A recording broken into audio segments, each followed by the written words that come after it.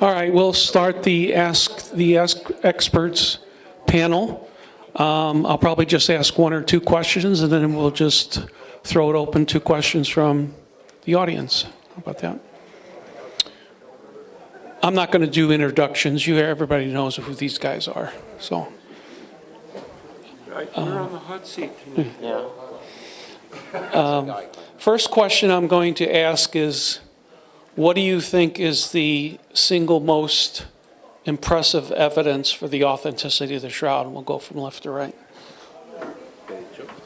La primera. Espera, aquí que veo. I prefer a translation. Sure. Si me lo dices en inglés me da igual. La autenticidad de la síndrome. Sí. Entonces yo hablo en español y tú me traduces. Bueno, espera. Yo prefiero hablar en español. He says he prefers to speak in Spanish, so I'll translate. Go ahead. Entonces yo pienso que la autenticidad de la sábana santa queda clara desde el momento en que tenemos otra pieza que coincide. So what he's saying that for those of you who maybe, because he was speaking slowly, some of you do speak Spanish, that the authenticity of the shroud actually begins with another cloth, and that is? Y yo creo que en este congreso se ha hablado bastante, ha habido 4 o 5 ponencias sobre el sudario de Oviedo, que era un tema que no se hablaba hasta este momento. So one of the good things is that in this conference, the discussion on the Sudarium of Oviedo has been about 4 or 5 presentations about that, and he thinks that adds to the authenticity of the shroud. Yo pienso que lo más importante que está ocurriendo ahora mismo en el estudio de la síndrome es la coincidencia con el sudario de Oviedo. So one of the most important things that's happening right now with regards to research around the shroud is precisely the congruence between the shroud and the sudarium. Y si el sudario está datado por lo menos en el siglo VII, eso es, y hay coincidencias tan importantes con la síndrome, es imposible que la sábana santa sea de una fecha y el sudario de otra. Right, since it has been established that the sudarium is from the 7th century or before, but for sure on the 7th century, then it is impossible, since there's been so much connection with the shroud, it is impossible for the shroud to be from the 13th century. Entonces, después de 35 años estudiando el sudario, podemos decir que la coincidencia es mucho mayor de lo que pensábamos. So after 35 years of studying the sudarium and now and the comparison to and congruence with the shroud, that right now that's the most important part from his perspective of the studies that are being done. Entonces, tenemos la posibilidad ahora mismo de que podamos decir bye bye C14. Yeah, so I think you get it. Bye bye carbon-14 dating, right? I have to add something. No bye-bye radiocarbon dating, because the radiocarbon dating will be the first scientific proof of the authenticity of the shroud.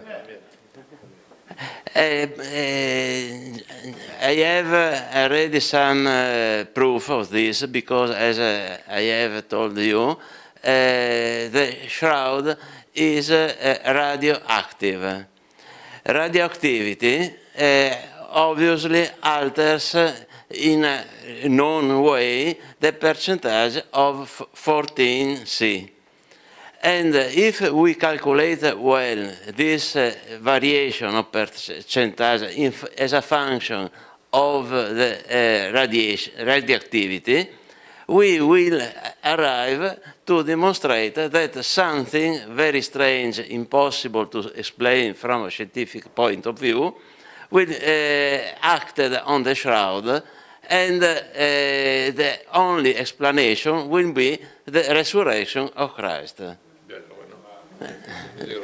About the authenticity of the shroud, I think it is an argument out of discussion. Why? Because surely the Holy Shroud is authentic. There are no proofs against the authenticity. If someone has one proof against the authenticity, show it to me, and I will demonstrate that he is wrong.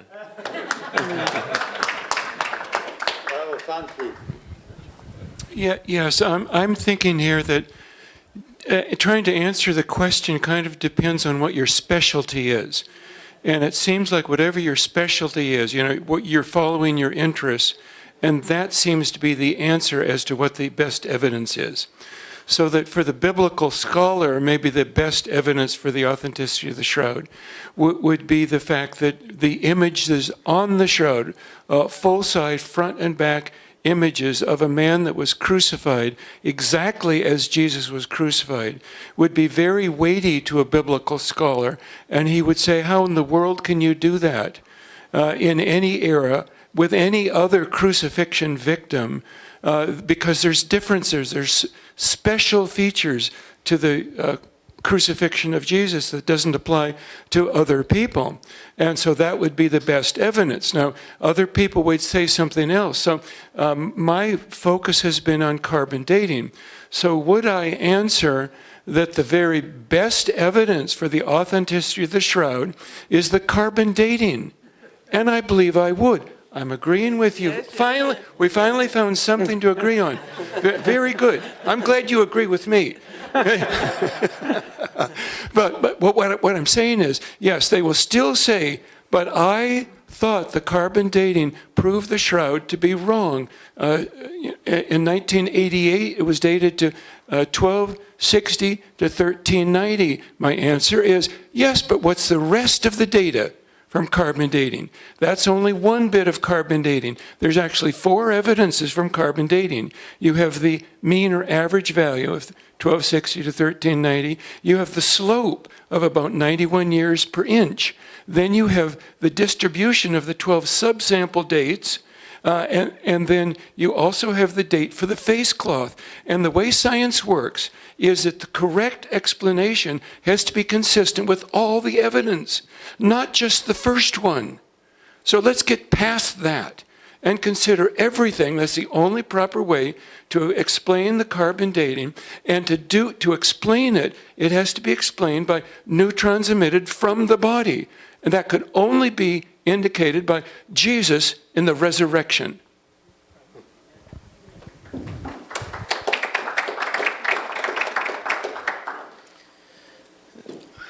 So for me, and to be, recently, some months ago, I had to debate formally with 2 atheists about the Turin Shroud and what were the most effective way, to support the authenticity was the extreme superficiality of the image, of course, on 1/5 of a thousandth of a millimeter, and the absence of image under the blood stains.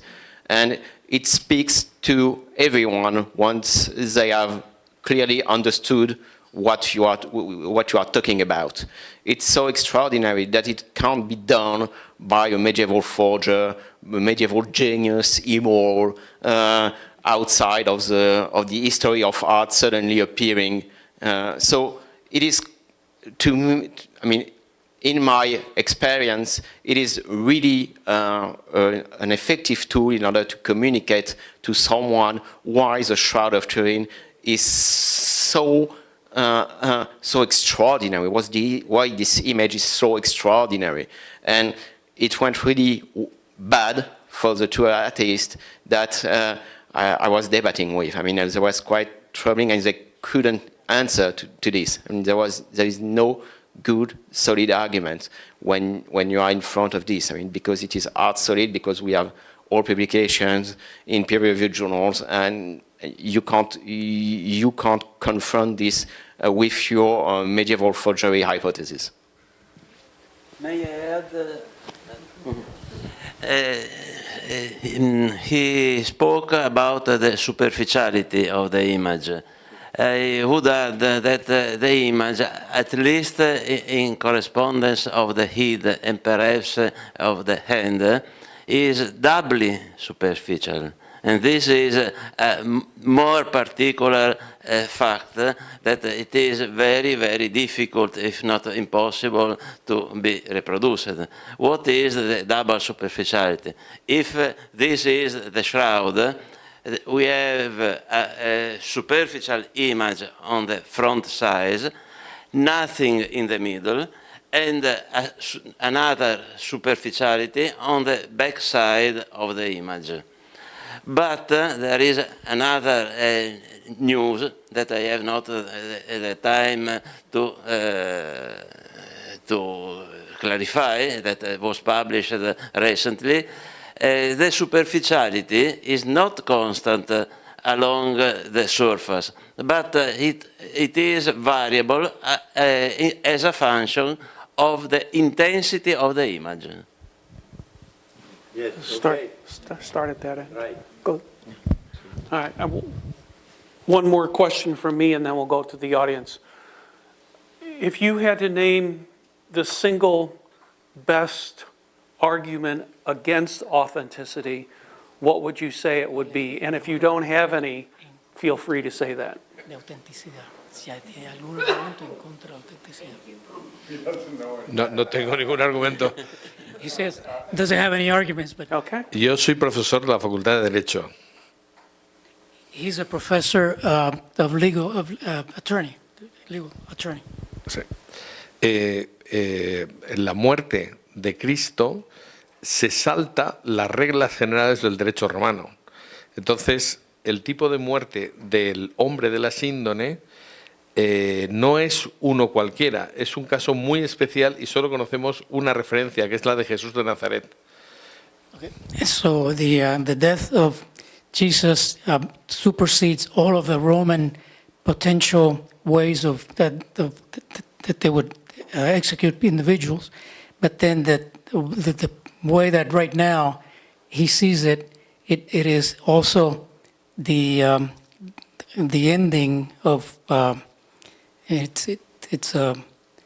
of the way that he died. So, I mean, that's the best way I think I can say it. Los forenses identifican a los cadáveres por las circunstancias que han rodeado su muerte y por algunas características.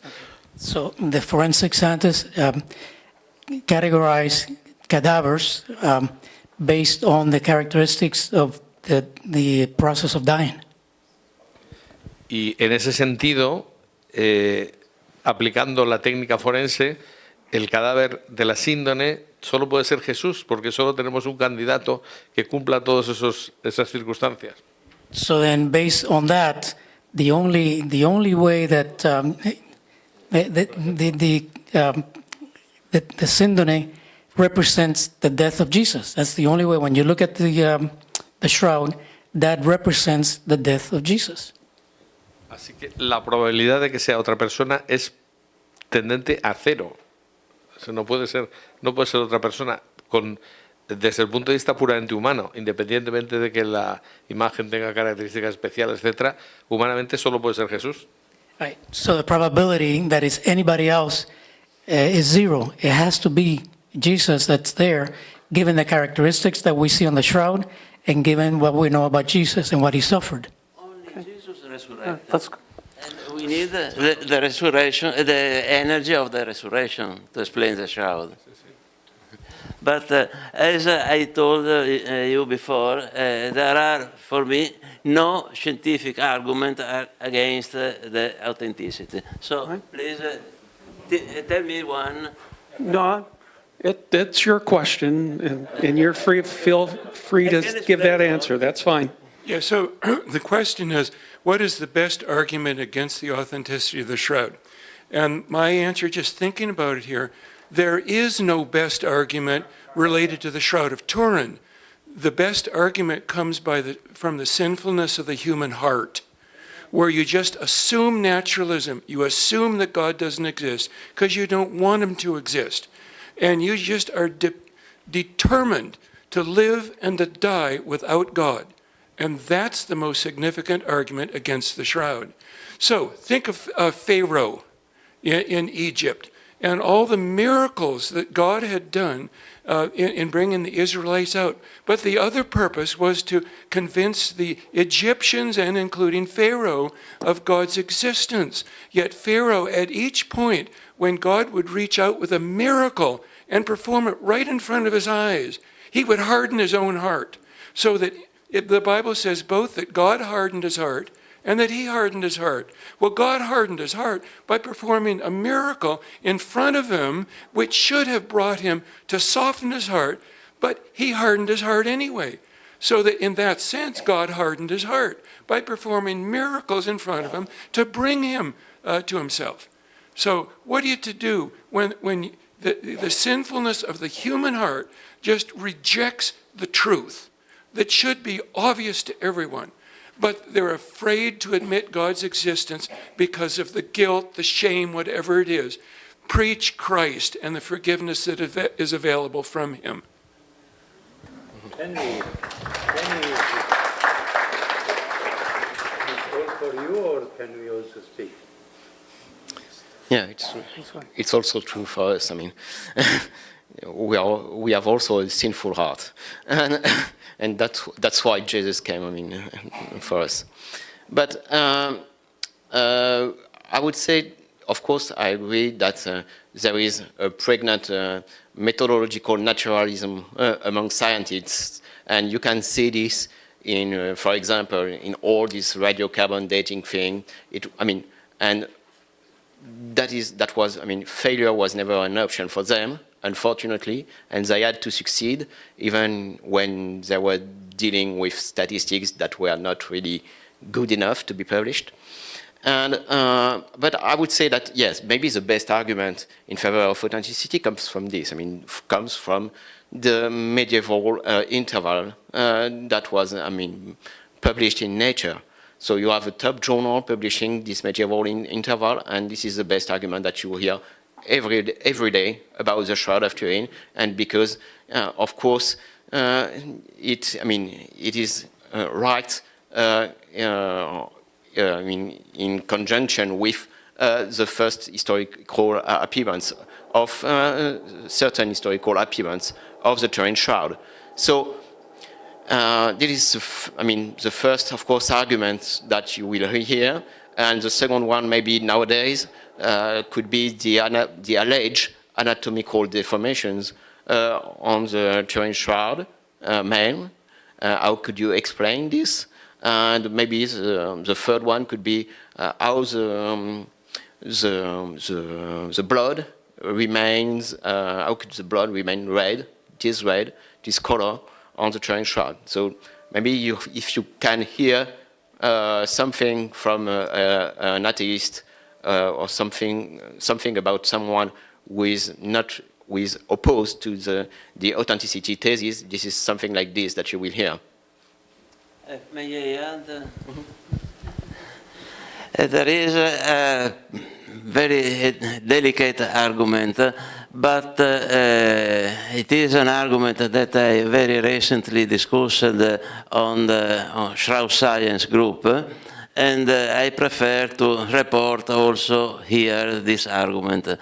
The problem of authenticity or not authenticity is, for me, very strictly linked to the scientific honesty. Why? There are many persons, I cannot call them scientists, there are many persons that neglect the new results about voluntary neglect the new results and make reference to very old results to sustain their wrong thesis.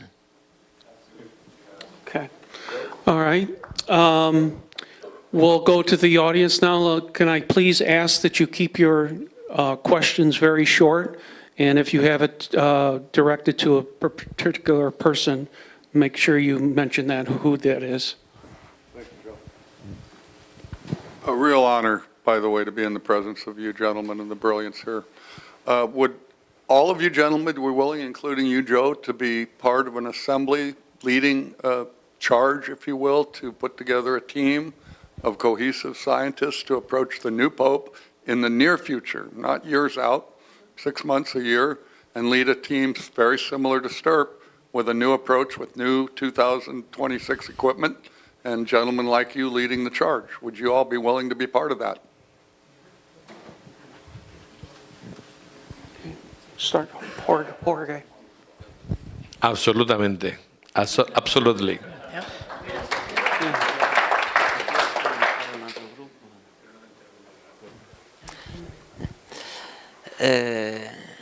I would agree to organize a new group of scientists to test the shroud, but I fear that it is not the moment. We have to try to do it, but there are too many negative forces that forbid this. Yes, you know, in this format, I'm not sure if it's appropriate for us to be making a commitment in this direction. It's certainly something that we're thinking about, and we're planning and we're discussing things kind of in the background here at the dinner table between meals or after meals. So we are certainly considering the options on that. Yeah, maybe I agree with you, Bob. I mean, we are considering this option. Of course, it is always open. I would say that it is open since the 1988 result. But so maybe in the forthcoming years, decade, we could arrive to something really coherent, to a coherent protocol, and we can all agree on this. And maybe that we can obtain this authorization, but I mean, it is a future goal, and we have so many steps before, or also so many studies can be done without a new big giant Turin shroud study like the STIRP one. So we have also a lot of little studies, a lot of dark points that can be studied, and we can advance, we can improve our knowledge of the Turin shroud even today. So don't forget about this, and don't be desperate if we don't arrive at a common protocol among all scientists of the world in the forthcoming 5 years, for example, with the right authorization of the new Pope. So don't be desperate about this. Be sure that there will be new publication and new solid publication on the Turin shroud in the forthcoming years. Thank you. Yes, that's how they wait. So Jorge is saying that that he agrees also, but that they've been so many years studying the shroud that they're ready with a team. They can participate at any moment with the work that they've done, but they would need the authorization to come from the Vatican to be able to do that, but they would be ready at any moment to do that. I can just say that Tristan and I had dinner tonight with Father Pasquale from Rome and with Guy Powell, and we were discussing sort of, you know, things along those lines, and we're going to hopefully put together a draft and work something out. That's all I'll say at the moment. So.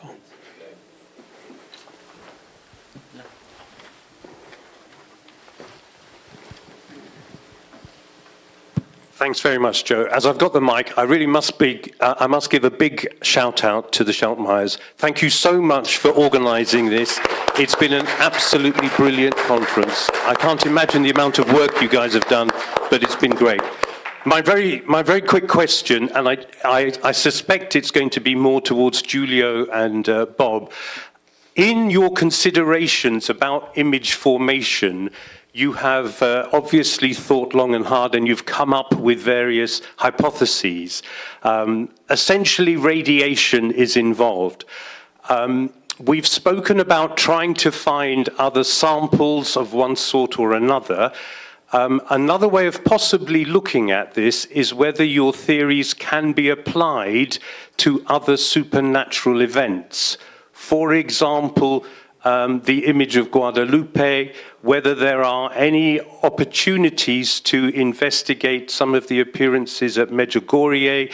Have either of you been able to use your insights with regards to radiation to perhaps capture evidence in these other situations where we do not understand how some of these phenomena are occurring? It is not simple to give a synthetic answer. There are many arguments to take into consideration. You have mentioned Guadalupe, the theme of Guadalupe, and Medjugorje. We must take into account that the shroud, the Holy Shroud, is a unicum. There is no other relic similar to the Holy Shroud. But why? I asked to myself this question, and even if someone does not agree with me, I think that God acts using the laws of nature in the best way, minimizing the loss of energy. So, in the case of Jesus, Jesus had to use the energy of the resurrection. And this energy of resurrection was also used to form the image. In the case of the theme of Guadalupe, there was not an energy like that of the shroud. So God decided to make a painting. That of the theme of Guadalupe, I have looked at it at a distance of a few centimeters, is a painting. It is not so simple to study because many invented something that are not real for me. But there are many particularities that I cannot say because I have not the authorization of the bishop, but there are many interesting facts on this painting that should be published and displayed. In reference of Medjugorje, this is another very particular environment in which there are many different forms of miracles. I cannot say differently because I have tested them personally, and I am sure that some miracles are authentic. I cannot state that all the miracles attributed to Medjugorje are authentic, but those that I personally tested, I can say that are real miracles. And these miracles are of different kind. For example, the miracle that I show you during my presentation, the Virgin of the Blue Cross, I think you know where is the Blue Cross, that one night became shining, and in particular shining in correspondence of her womb. It is a very particular thing that it is linked to light energy, light. but there are other facts, some like some crying of statues and so on, that are of different kind and are of miraculous origin. So it is a very wide argument. Yes, in all of human history, our perceptions only extend to 4 dimensions, 3 in space, 1 in time. If there are, assuming that there are additional dimensions as suggested by string theories, that our 4 dimensions is only a very small subset of the totality of reality. So that in all of our scientific experiments in human history have all only been done in our 4 dimensions of our perception. So that, and none of those have involved transitions of objects into alternate dimensionalities, such as occurred with Jesus' resurrection. So that therefore, we have no experience to base any of our understandings of the process except for the one item, the Shroud of Turin. There's no other examples that we can apply that to. So apply what we learn from Jesus' resurrection into an alternate dimensionality. There's nothing else for us to apply that to. So in that sense, the answer would be no. But another aspect of this is that when one is trying to decide between various hypotheses as to what is true, because a hypothesis is just a proposal that might be true. It could be true. That's the claim of a hypothesis. But to test whether it is true depends on testing the various predictions of the hypothesis. So that we should be, in formulating hypotheses for image formation or carbon dating or whatever, we should be careful to state what the predictions are so that it's clear what testing can be made to determine the relative confidence that this is actually true.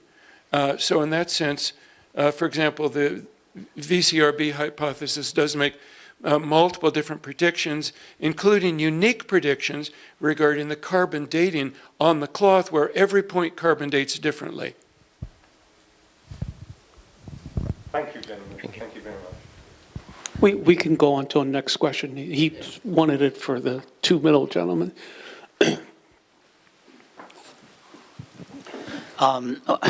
Is on? Yeah, okay. So with respect to the age of the shroud, the wide area X-ray scattering technique by far looks like the very best diagnostic that could establish the age of the cloth almost unquestionably.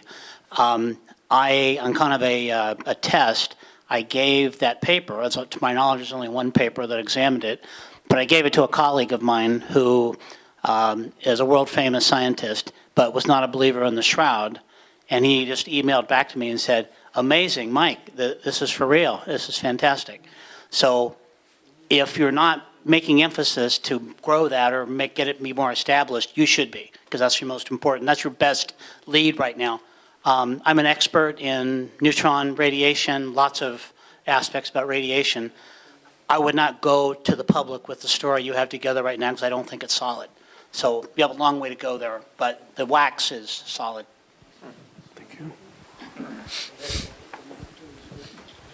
So, yeah, maybe I can, and before, after me, I mean, of course, Giulio will respond on the wax methodology. Yeah, on the wax, I would say that 2 things. I mean, I would say that, of course, this is a very impressive result, but we have to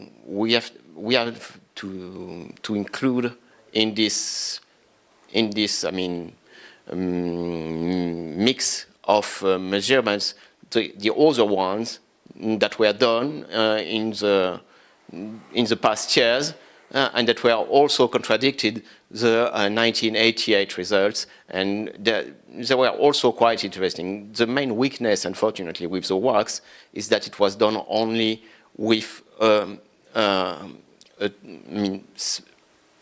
not so many control samples. And even if the theory is solid, and I think that we have good on my part, I mean, from the professors that I was talking about this exact methodology, they were quite willing to say that the degradation of the cellulose is quite measurable, even in a difficult environment. So there is something behind this which is coherent, and we can achieve some kind of measurement with accuracy, let's say. But of course, what needs to be done, and what is really challenging, we need to reproduce this methodology with other labs, with other control samples, with other persons, in order to be sure to arrive at a level of exigence that is the same that, for example, for other methods that are, for example, the C14 carbon dating. Yes. It was mentioned the X-ray dating, and this is an occasion. This is the thread that was X-ray dated. I have took for the conference. If you want, you can see later. This is the piece that was X-ray dated. About the other dating against the medieval result, I was involved in other methods, and for example, it was mentioned the reference samples. I was involved in a mechanical dating and FTIR dating and a Raman dating. Also to obtain a reliable age of the sample, the Turin Shroud sample, I had about 12-20 reference samples dated from 3000 before Christ up to now that were measured each one to make a proper plot in which then compare the result obtained by this the Holy Shroud sample. So the results have each result has an uncertainty at 95% confidence level about I of some 100 years, because the method is not well detected and studied, but the result is very reliable. And we have now the X-ray dating, mechanical dating consisting of 4 different parameters, Raman dating, FTIR dating, and numismatic dating, that all are in agreement each other and all contrary the result of radiocarbon dating. Next question.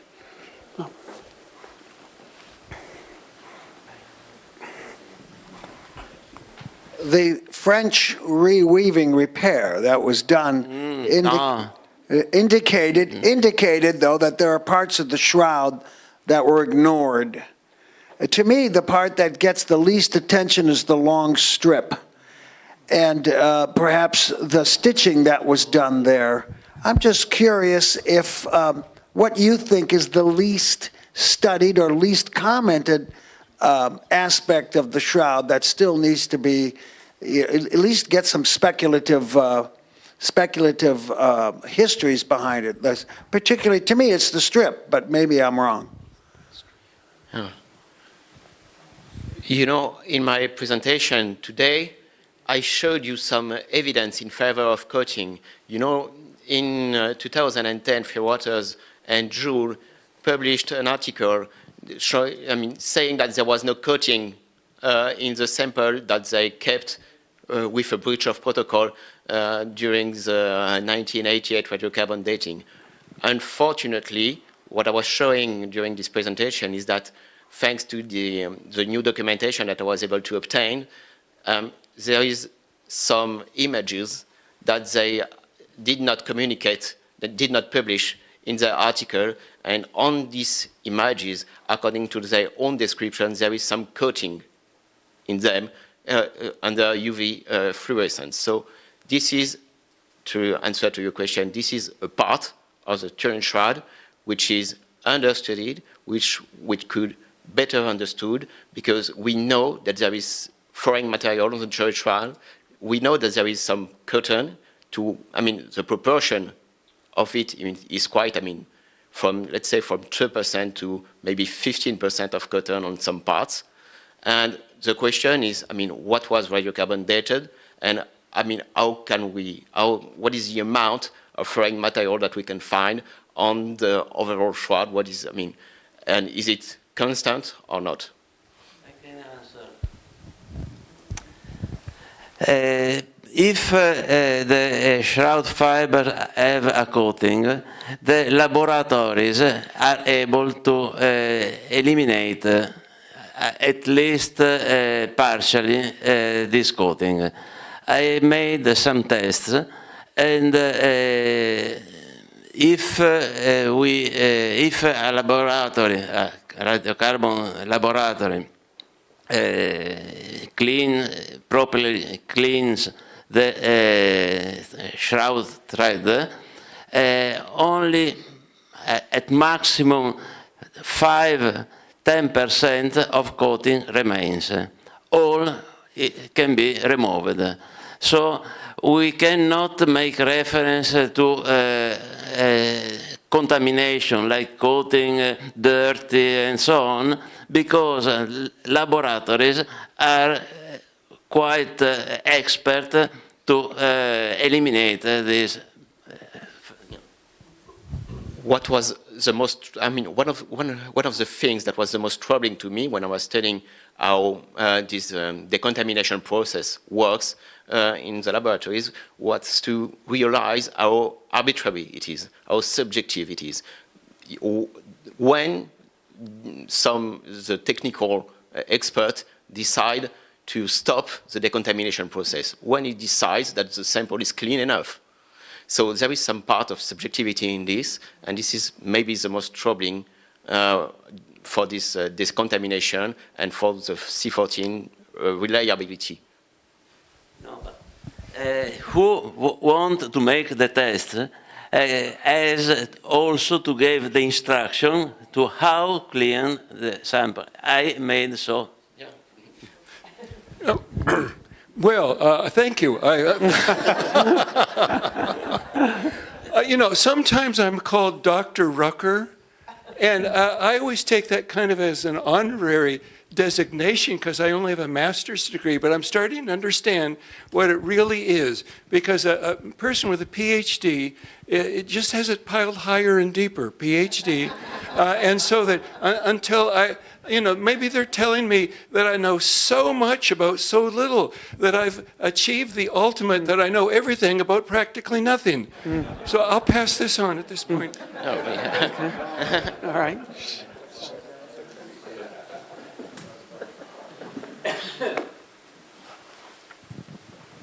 I wanted your response to this. This is kind of like a philosophical question or comment, but I feel that before the studies of the shroud, we viewed it as a miracle. And now with the science, I feel that the science has taken us and stripping us away from the miracle by the understanding of what has really happened. So it's a kind of a dichotomy there. As we get, farther in technology, I recognize that's happening. What are your thoughts about it? Start with.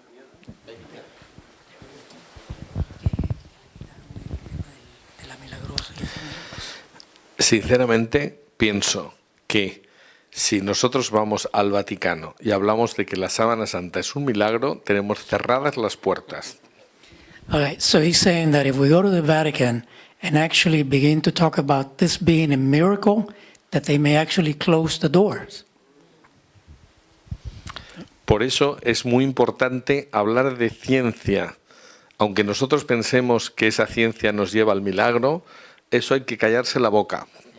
Yeah, so what he's saying, I'm sorry? Porque el milagro. Something and having it called a miracle. I have a serious objection to that attitude. Porque el Vaticano va a decir que no. Eso es una realidad. O sea, estoy convencido de que eso nos cierra las puertas. Tendríamos que hablar muy largo sobre eso, pero afortunadamente no todo el mundo en el Vaticano piensa lo mismo. Yeah, what he's saying, we'd have to talk about this a long time to be able to explain it, but the Vatican has never really been open. So it's a reality. So he says it's a reality. They've tried to go to the Vatican and they've closed the doors. I personally have a very strong problem with the Vatican's being squeamish about acknowledging what the shroud is. That's precisely the problem. That's what he's saying. And perhaps because Sí, te está dando la razón. that can change, maybe it won't.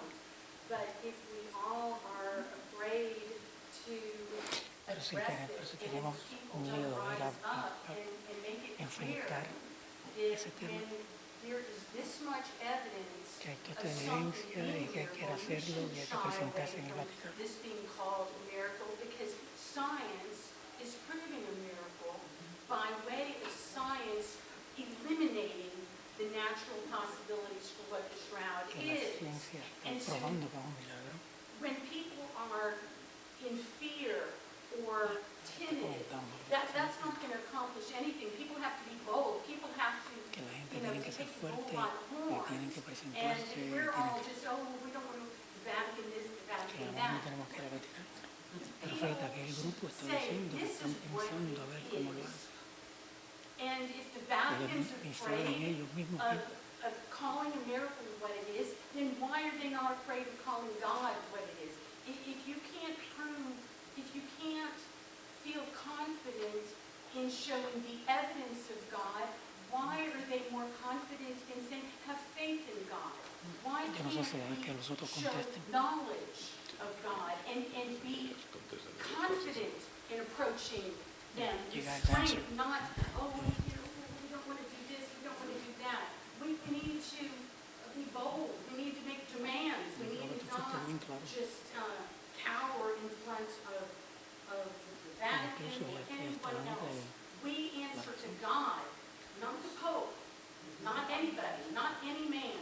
We answer to God, and He made this miracle for us. And we should not be timid with that. And I apologize, my comment and my attitude is not towards you. It's towards the concept that I see among so many people that, we don't want to call it a miracle. It's an icon of Christ. No, it's a cloth and blood of Christ. And it demands to be recognized. If we can't recognize that, then why should we recognize anything else? So I just wanted to say that. I agree with you. First of all, if I have a miracle, a supposed miracle in my hand, and I ask the Vatican to declare that this is a miracle, I am sure that the Vatican does not declare that this is a miracle. The Vatican make a commission composed of scientists, priests, and other experts that study the object and at maximum declares that it is not explainable from a scientific point of view. This is the response that can give the Vatican. But there is another problem. We want to ask the Vatican to permission to make tests on the Holy Shroud and so on. But we must remember that officially the Holy Shroud was given to Pope St. John II. But in reality, who is that decides what it is to do and what it is not to do? I don't think that is the Vatican. I think that is someone in Turin. Then why is the Vatican, why should any pope cede their authority that was given by the king? Why should they cede that to someone of less authority? What is wrong with the pope that would do that? When we are dealing with a miracle of God, if people will be bold about their belief in God, why must they not be as bold about a very clear, obvious, scientifically proven miracle of God that has Jesus' sacred blood on it and his body image, and it is a form of the Eucharist, and to deny it, and for the Vatican or anybody else to, they got spooked by the radiocarbon dating. Well, where's their faith in God? Where is their faith in the miracle? We're a little nervous. They are paying too much attention to being accepted by the scientific community, and shame on that attitude. The Vatican should be the leader in pointing out, this is a miracle, and I don't care if the scientific community, I don't care if the radiocarbon dating people say whatever. I point them to the website for beta analytics that says on there that anytime you radiocarbon date a textile, which of course the Shroud is, if you're radiocarbon dating a textile, it needs to be part of a multidisciplinary process. This is evidence that they are not confident. The largest radiocarbon dating company in the world, Beta Analytics, out of Florida, they are not confident that they can properly radiocarbon date a textile. And they say on their website, people can go and look at it right now, on their website, they say, oh, be careful. When you have your sample, you don't want to be around smoke. You don't want to contaminate it. Well, wait a minute. I thought they had good ways of decontaminating. They must not be very careful that they can do a very good cleaning if they are so, make sure you don't get it dirty. So, at some point, people have to call things as they are and not be timid and not, science is not our God. Science is a tool, and science is a tool that can and does prove God by eliminating, especially with the Shroud, by eliminating all of the natural processes. And what we're left with is a miracle. It's almost 9 o'clock. I think we should start wrapping up. Any last words from the panel? We thank them for their insights. Can I make an observation? I think that she's right. That means we have not to ask to the Vatican to approve a miracle. We have to prepare the condition that the Vatican can say it is. But till we have such confusional ideas about what happens, radiation, not radiation, resurrection, and so on, I also agree with the Vatican, no further test. We have to clarify between us. I make an example, Fanti. You say effetto corona. Effetto corona, that means if you say effetto corona was a normal way in the tomb of Jesus, and you can exclude Jesus' will or God will. it was a natural event when Jesus died. Is correct or not? It's correct, because you say, I say that the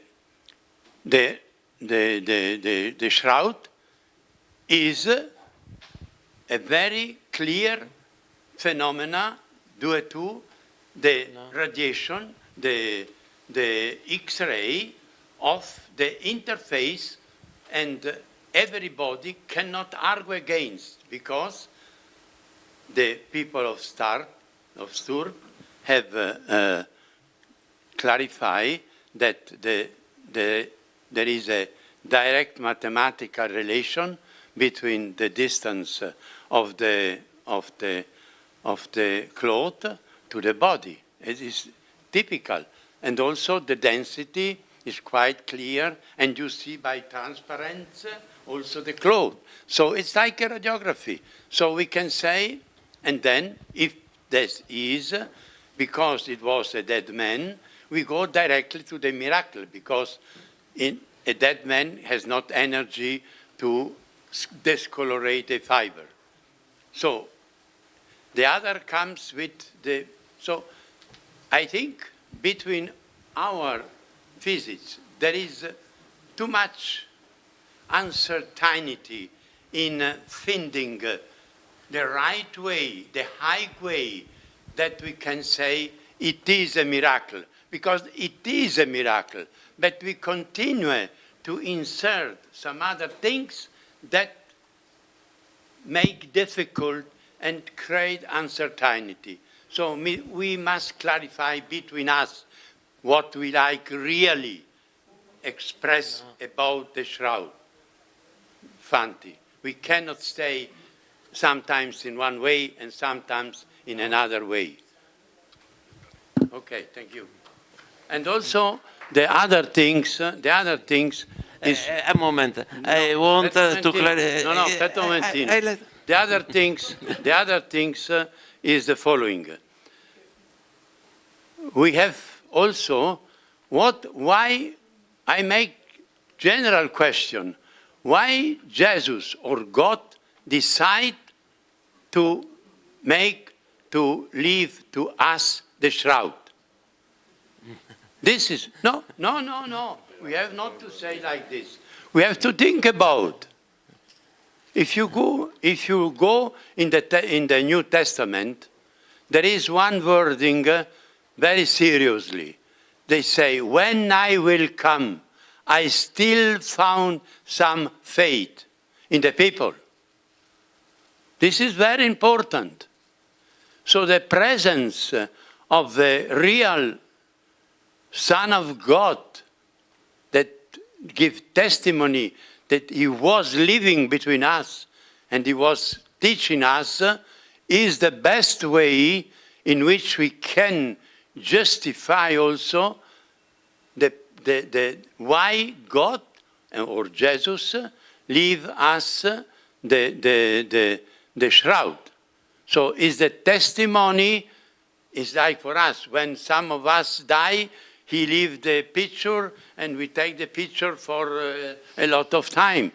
We don't take away all the picture and who was my uncle, who was my cousin, and so on. So we must look to the shroud in the both view. One in the thinking of God and thinking of Jesus, and one is, I would say, the poor scientific things that try to understand his thinking. Thank you. In reference to the first argument, I have to say, which of you have read the program test of Sturp 1? And which of you have read the program test of Sturp 2? Okay. Okay. Please, let me speak. Then you. So, if you have read this test plan, there are only scientific proposals, not miracle, and so on. it is needed a scientific, purely scientific proposal. In reference to this, STURP 2 contains many questions unsolved. So if we wish to propose some test, before to propose some new test, we must start from STURP 2 that contains many important tests to be done. Then we must consider the scientific instrumentation that in about 40 years increased their capacity, and therefore we can have much better results. So this is the starting point for a probable new test plan. Okay. I read line by line, and I have restamped the book in Brescia of the and here you have the original, is in Italian, but I restamp the book. And this book has been too less of usual. It should be scattered again.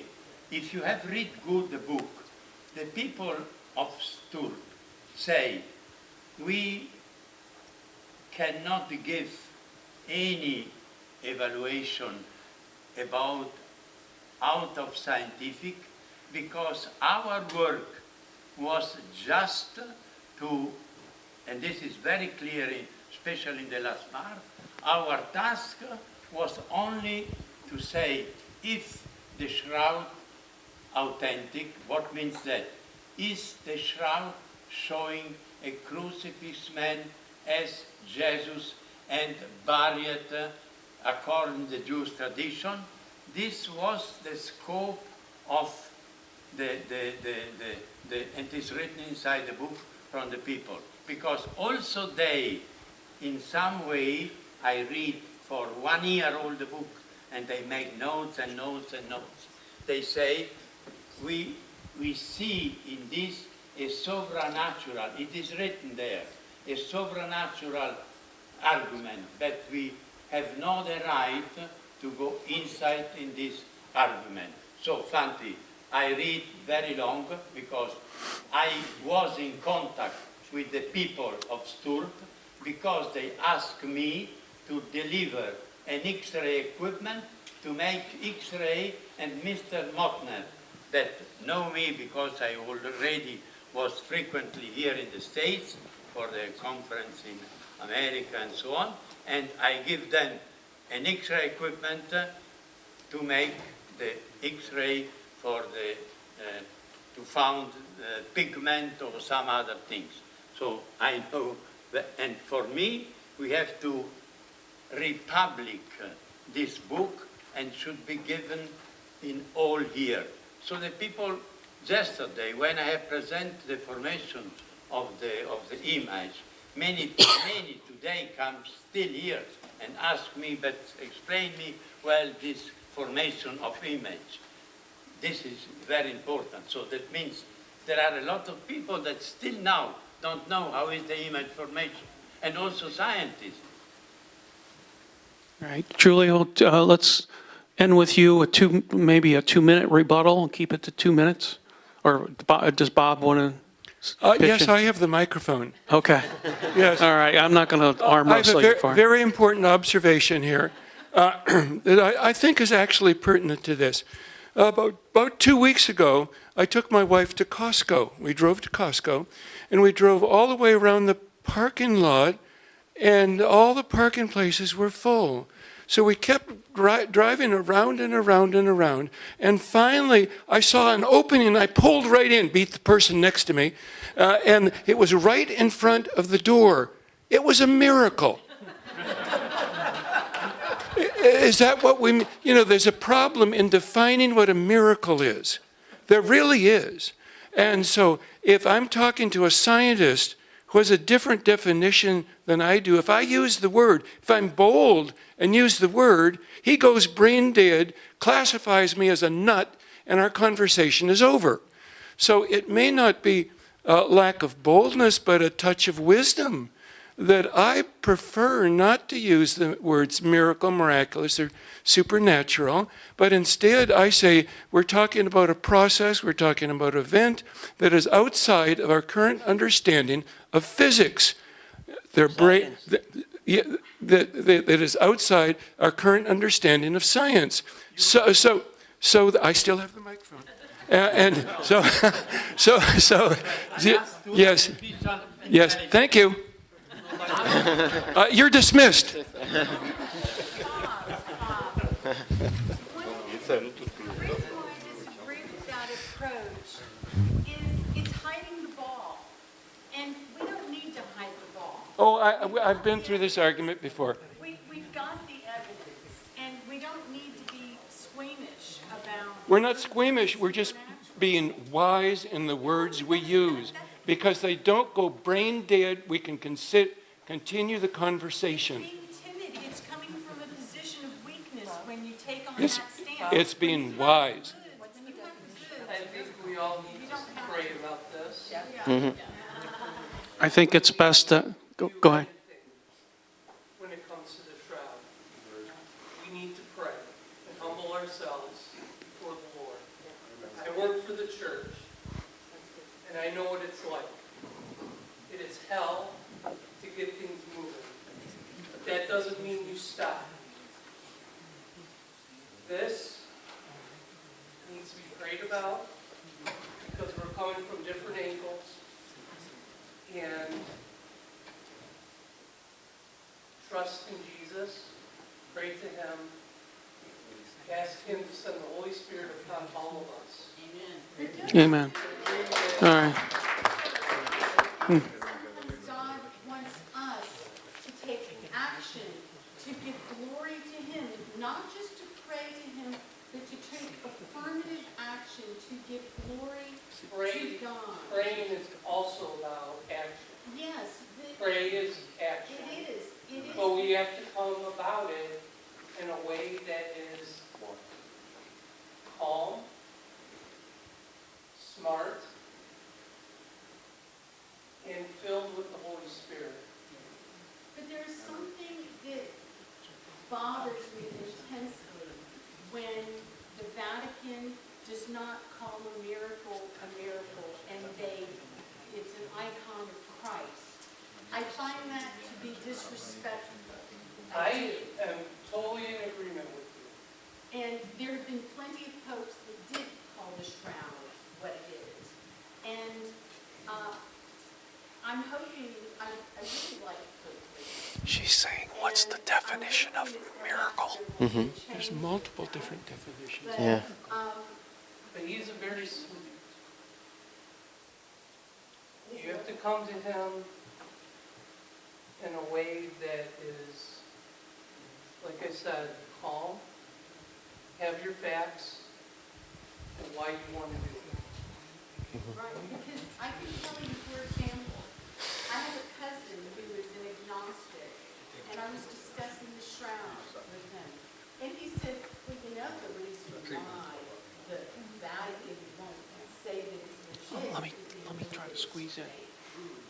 All right, we're going to have to end it here. If we want to continue, you can do it privately in here or out there, but we really need to stop. Thank you for coming. Thank you to the panel.